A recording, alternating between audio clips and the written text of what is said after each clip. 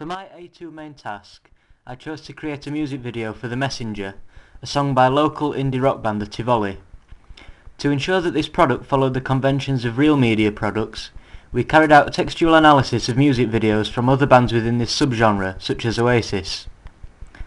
In 1999, Branston and Stafford said that organising media products into genres helps to minimise risk and predict expenditure, meaning that it was important that we made a product which was typical of an indie rock product in order to appeal to its imaginary entity, as said by Yenang in 1991. Firstly, I found that videos of this subgenre are usually hybrid performance narrative videos. Based on this convention of the subgenre, we plan to make a hybrid video which juxtaposed performance and narrative footage.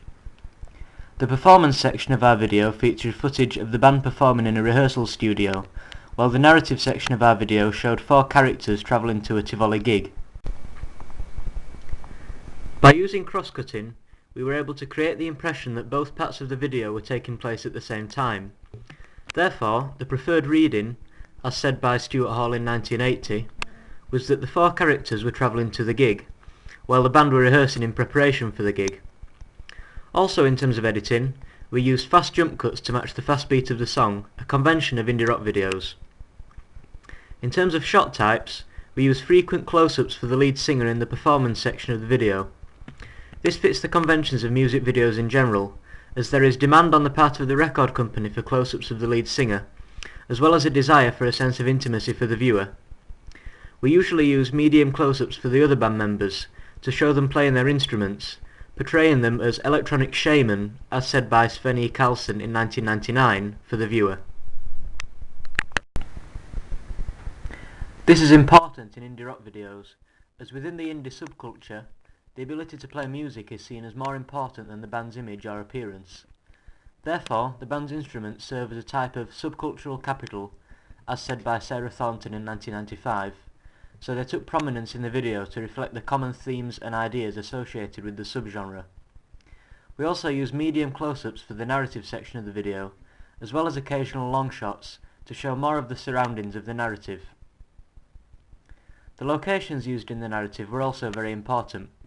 Indie rock bands, such as Arctic Monkeys, Oasis and the Tivoli themselves, often play on their roots and their local, homegrown image, both in their music and in their videos, so we did the same in our project.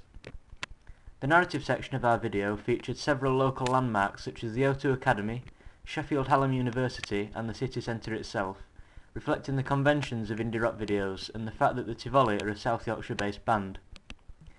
There are also other examples of local iconography in our video, such as the fact that the lead singer wore a flat cap, an item of clothing which is synonymous with the South Yorkshire area.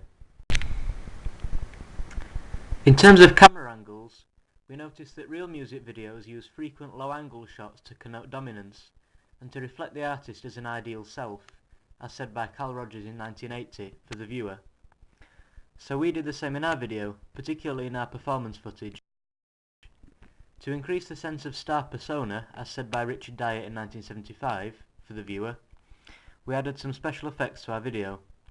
However, to reflect the stripped-back, guitar-driven nature of indie rock music, videos within this subgenre usually feature very few special effects, so we were careful not to include too many in our project. For example, we used occasional flashes to match the beat of the song, which served as a transition from one section of the song to another. In conclusion, we used and developed the conventions of both indie rock videos and music videos in general, but we didn't challenge any of these conventions. In 1992, Andrew Goodwin said that the connection between the music and the visuals in a music video is either illustrating, amplifying, or contradicting. In my opinion, our video does not directly illustrate the music and lyrics, but it does amplify the music as it builds on the conventions and ideas associated with the indie rock subgenre.